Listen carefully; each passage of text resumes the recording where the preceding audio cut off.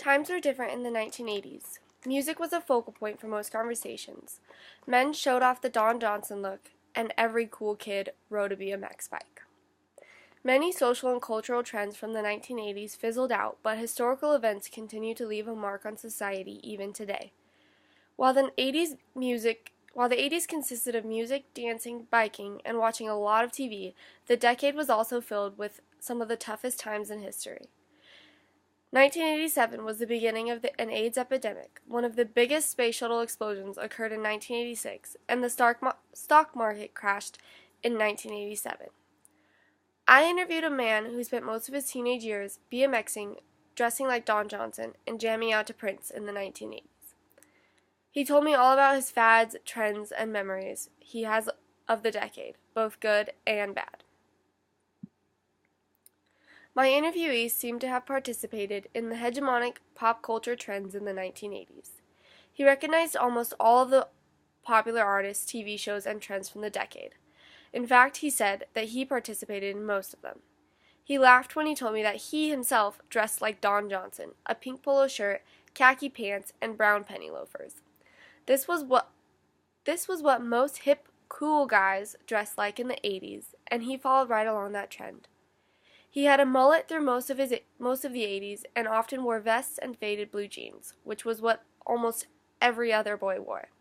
My interviewee participated in most of the pop culture fads, such as the Rubik's Cube, Pac-Man, boomboxes, and video arcades.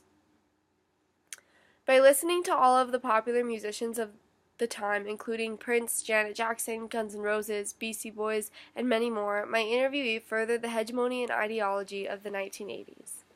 He was a middle-class white male who dressed like all the other guys his age, participated in the same activities, and was overall a stereotypical teenager.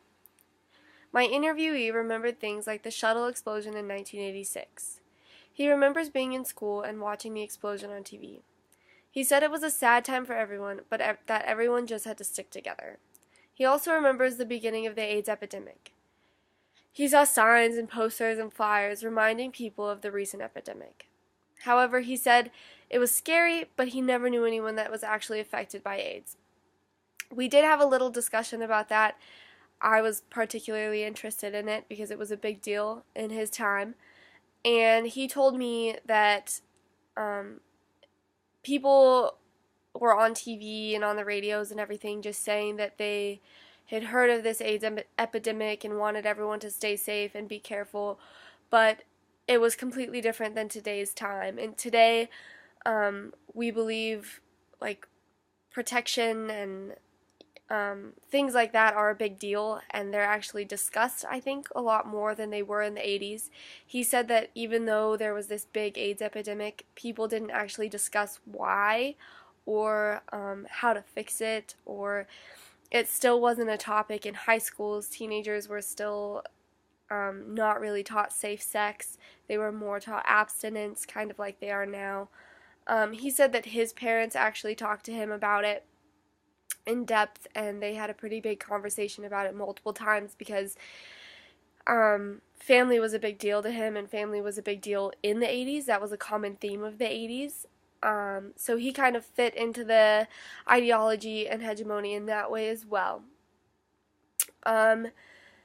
My interviewee said that these negative times were big events that he should have paid more attention to. He said that he remembered the explosion, the space shuttle explosion, and that it was really, really sad, and that he remembers watching it in school and everybody was sad and all the adults were sad.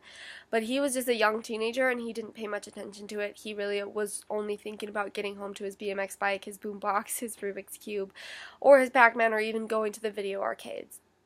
He said that looking back now, he wishes that he would have paid more attention to these significant times in culture and in history, because he wishes that he had knowledge about them that he should have. He said that he'll talk to other people from his time, and they remember a lot of things from that time, and that they can have really serious discussions about it, and that things like that. And he said that he can't, so that's one thing that he wishes he would have paid more attention to.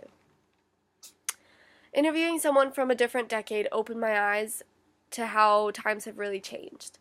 It's no longer cool to be cool. Being different and challenging American hegemony and ideology is what everyone wants. However, in the 1980s, it was cool to follow all of the existing popular trends. My interviewee told me about his fashion, interests, and memories in the 1980s. Based on what he told me, I concluded that he followed the hegemony and pop culture trends throughout the 80s. In the 1980s, people didn't care about being different or challenging popular culture trends. People wanted to look cool and have all the cool things like boomboxes, Rubik's Cubes, BMX bikes, and fancy clothes. Like Madonna said, "'Cause we are living in a material world."